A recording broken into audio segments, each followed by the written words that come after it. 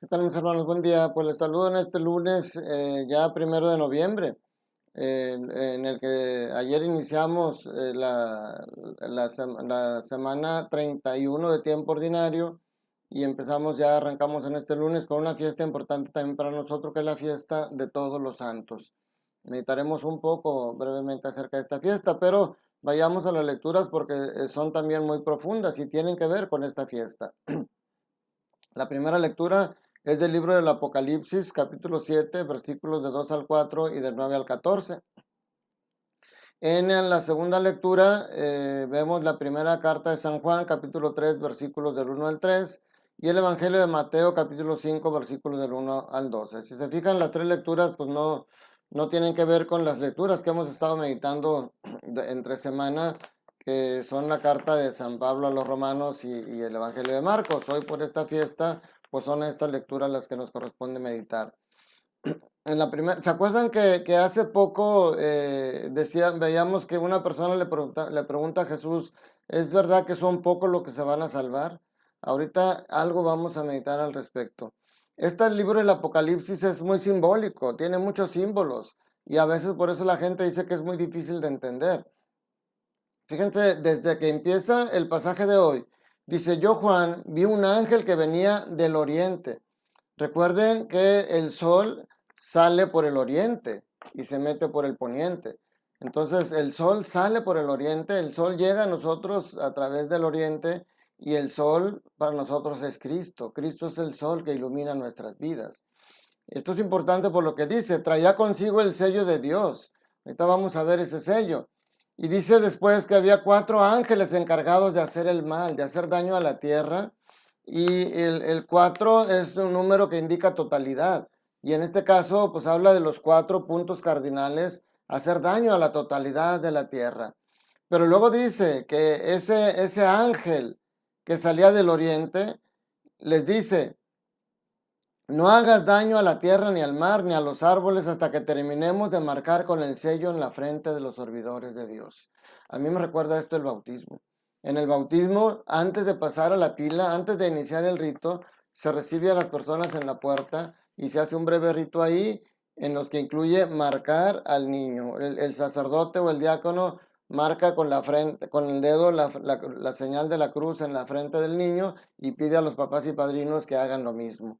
Me recuerda esto: estamos siendo marcados con el sello de Dios, porque eso indica la pertenencia a Dios y eso indica a aquellos que tenemos al alcance de nuestra salvación. Pero luego dice: pude oír el número de los que habían sido marcados y eran 144,000. O sea, decían, es verdad que muy pocos se salvarán. Aquí dice que escuchó el número de 144,000 y hay quienes dicen que esos son el único número de personas que van a ser salvadas, pero eso sería ilógico, mis hermanos. Pues, si hablamos de que el Señor Jesús trajo la salvación para toda la humanidad, ¿cuántos millones no somos en la humanidad? Pero dice aquí, eran 144,000 procedentes de todas las tribus de Israel. Esto también es simbólico porque ¿cuántas tribus de Israel eran? ¿Cuántas eran las tribus de Israel? Eran 12. ¿Y cuál es la raíz cuadrada de 12? 12 por 12 es 144. Aquí se está refiriendo estos 144,000 básicamente a las tribus de Israel. Pero también dice después, vi una muchedumbre tan grande que nadie podría contarla. Eran individuos de todas las naciones y razas, de todos los pueblos y lenguas. O sea, aquí el Señor habla de que esta salvación no es solamente para las tribus de Israel, para el pueblo de Israel, sino con toda una muchedumbre. En esa muchedumbre estamos todos los demás. Y luego dice que el anciano le pregunta: ¿quiénes son esos que vienen vestidos de blanco? Bueno, porque les dice, la salvación viene de nuestro Dios, que está sentado a la derecha del Cordero. Y dice, ¿quiénes son esos que vienen y de dónde han venido esos que llevan la túnica blanca? Y dice más adelante que el mismo hombre le contesta: son los que han pasado por la gran persecución y han lavado y blanqueado su túnica con la sangre del Cordero. O sea, todos aquellos que hemos pasado por este valle de lágrimas que decimos, por la gran tribulación, pero que hemos sido blanqueados y purificados por la sangre del Cordero. La sangre de Cristo nos trae la salvación a todos. Este libro del Apocalipsis es hermoso, nada más que tiene mucha simbología que a veces nos confunde y no nos deja ver estos mensajes tan hermosos como lo que les acabo yo de decir el día de hoy. En otra parte del Apocalipsis dice, mira que estoy a la puerta y llamo. Si me abras, mi Padre y yo entraremos y haremos nuestra morada en ti. Ojalá que pudiéramos leer este libro con ojos de fe y pidiendo la iluminación de personas que nos lo puedan explicar. En la segunda lectura, la primera de Juan también habla de algo muy hermoso. Dice, y queridos hijos, miren cuánto amor nos ha tenido el Padre, pues no solo nos llamamos hijos de Dios, sino que lo somos. Esto a mí me encanta. No solamente nos llamamos hijos de Dios, sino que lo somos. Somos verdaderamente. Claro, aquí en el idioma original usa palabras diferentes al hablar de hijos, cuando se refiere a Cristo y cuando se refiere a nosotros, porque ya lo hemos dicho, el único hijo de Dios directamente por naturaleza es Cristo, pero nosotros somos hijos en el Hijo. Nosotros somos hijos de Dios porque Cristo nos ha hecho hijos de Dios. Claro, dice, aún no se nos ha manifestado como seremos al final. Ya sabemos que cuando se manifieste vamos a ser semejantes a Él porque lo veremos tal cual es. Primero Cristo al bajar se hace semejante a nosotros en todo, menos en el pecado. Por eso nosotros cuando nos manifestamos ya con Él en la gloria, ahora nos vamos a hacer semejantes a Él. Porque cuando ya estemos en la gloria de Dios, ya no habrá pecado. Por eso dice, todo el que tenga puesta en Dios esta esperanza, se purifica a sí mismo para ser tan puro como Él. Esta esperanza de que un día vamos a ser purificados totalmente para poder entrar al reino de los cielos, es la que debe motivarnos a seguir tratando de ser puros como Cristo. En el Evangelio hoy corresponde a las bienaventuranzas. Fíjense, es interesante cómo dice que Jesús vio una muchedumbre y se subió al monte y se sentó.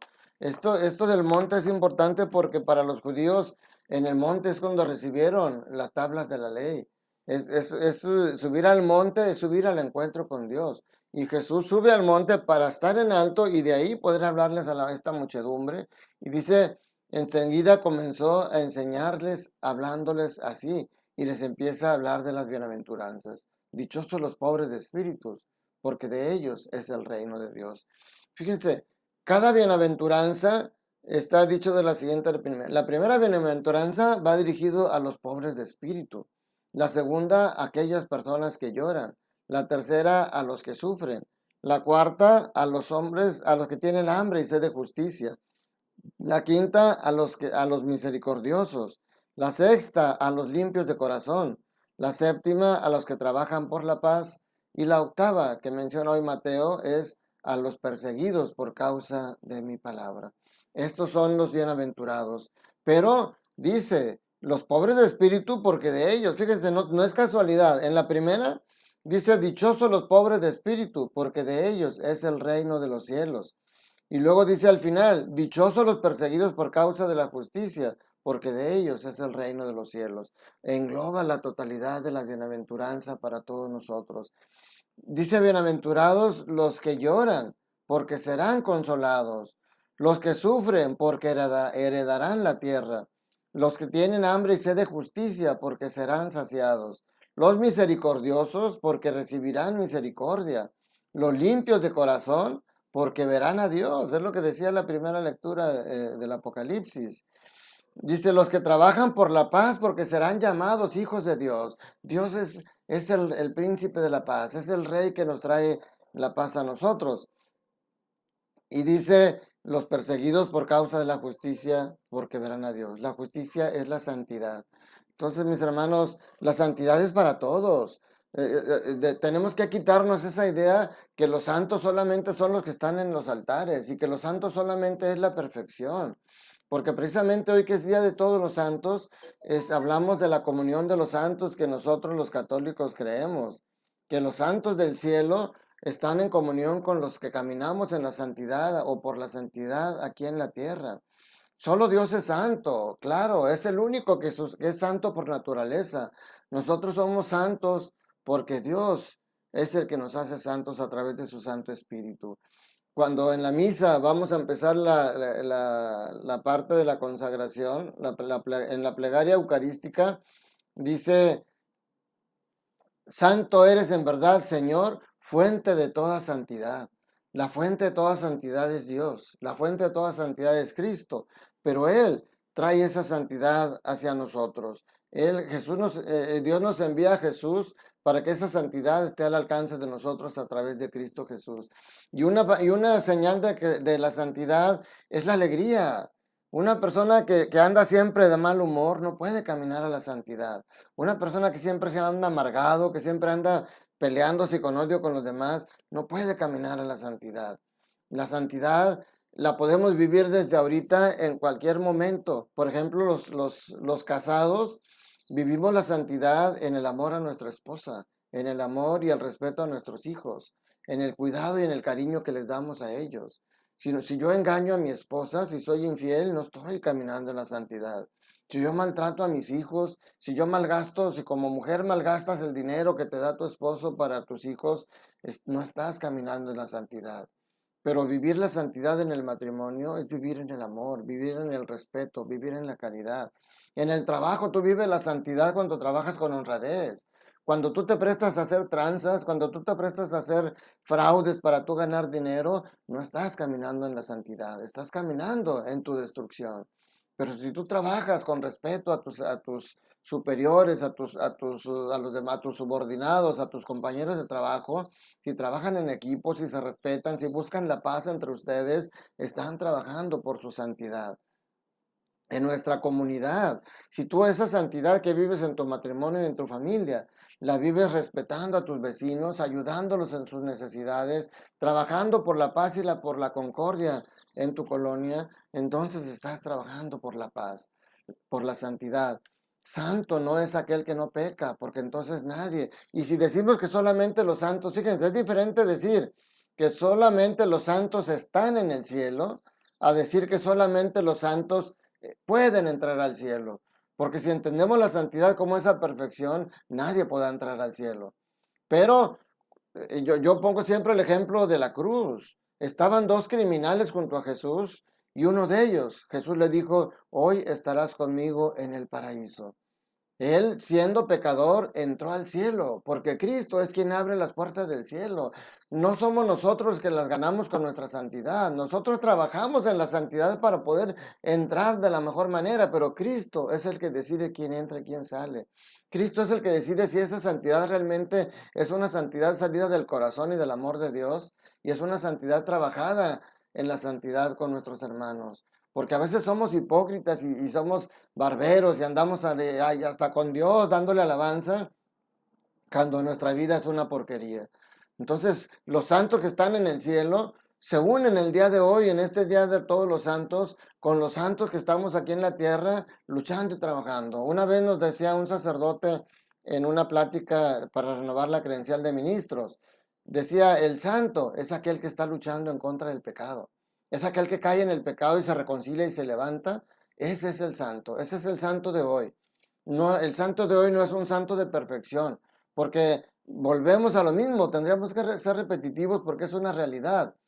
La iglesia no es un lugar de santos, la iglesia es un hospital de enfermos que estamos caminando en esa santidad, y así ha sido desde el principio, recordando como lo hemos hecho otras veces los mismos apóstoles.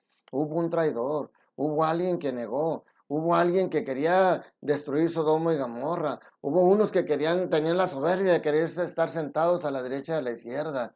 Hubo uno al que le dijo: apártate de mí, Satanás, y sin embargo a él le dio las llaves de los cielos. Nosotros somos santos porque estamos caminando a la santidad, luchando en contra del pecado. Y esa santidad, por eso decimos que la iglesia es una, santa, católica y apostólica, porque esa santidad nos la da el Espíritu Santo. Y cuando nosotros estamos en la iglesia como servidores de Dios, también en la misa hay un momento en el que el sacerdote dice: te damos gracias porque nos haces dignos de servirte en tu presencia. Es Cristo el que nos da la dignidad, es Cristo el que nos da la santidad. Pero esa santidad no esperemos vivirla cuando estemos en el cielo, porque si no la vivimos aquí, no vamos a poder entrar en el reino de los cielos. Que el Señor te bendiga abundantemente, que limpie y purifique tu corazón y que tú trabajes continuamente en buscar esa santidad, para que entonces sí, cuando muere un ser querido decimos, algún día estaremos con él en el reino de los cielos.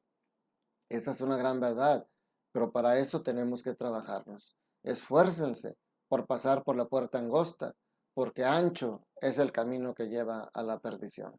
Que la bendición de Dios Todopoderoso, Padre, Hijo y Espíritu Santo, descienda sobre ustedes y sus familias y permanezca para siempre.